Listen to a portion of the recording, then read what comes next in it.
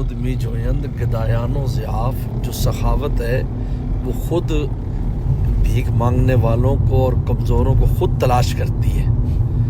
فرمایا وہ کیوں تلاش کرتی ہے؟ وہ اس لیے تلاش کرتی ہے چوں خوب رو جویند آئینہ صاف، جس طرح خوبصورت آدمی اور خوبصورت شکل وہ صاف آئینہ تلاش کرتی تاکہ اس میں اس کی شکل واضح اور خوبصورت نظر آئے،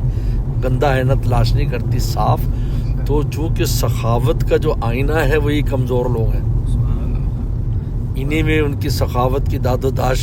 نظر آئے گی، اس لیے وہ ضعاف اور ان کو تلاش کرتی ہے۔ جس طرح حسن جو ہے نا وہ خود صاف آئینہ تلاش کرتا ہے تاکہ اس کا اور حسن برائٹ اور حسن اس کا واضح اور خوبصورت ہو، کیونکہ آئینے میں ایک چیز میں حسن میں اضافہ ہو جاتا ہے، جس طرح تصویر اصل سے زیادہ خوبصورت ہوتی ہے۔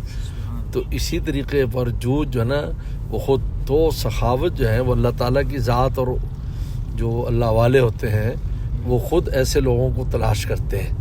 لوگ نہیں تلاش کرتے ہیں ان کو، وہ تلاش کرتے ہیں۔ اگر وہ تلاش نہ کریں تو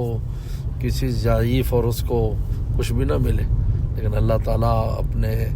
کمزور بندوں کو اور اپنے بھیک منگوں کو پھر اس سخاوت ظاہری اور باطنی جو ہے نا وہ دولتیں ان کو نوازتے ہیں، جس طرح آئینہ صاف خوبصورت اور حسین تلاش کرتا ہے۔ تو اس لیے مرید کو وہ فکر نہیں ہوتی جتنی شیخ کو فکر ہوتی ہے،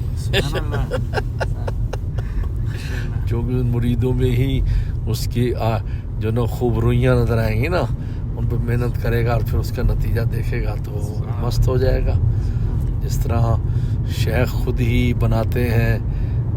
اپنے مرید کو اور اپنے اس کو سالک کو، پھر خود ہی اس پر بھی فدا ہو جاتے ہیں، اس سے محبت کرتے ہیں، اس کی خود ان اپنی بات ان کی زبان سے سننا پسند کرتے ہیں، حالانکہ خود ہی تیار کیا ہے۔ انسان کبھی خود سے کوئی چیز تیار کرے پھر تو خود ہی اس کا عاشق ہو جاتا ہے، خود ہی تیار کرتا ہے چیز کا۔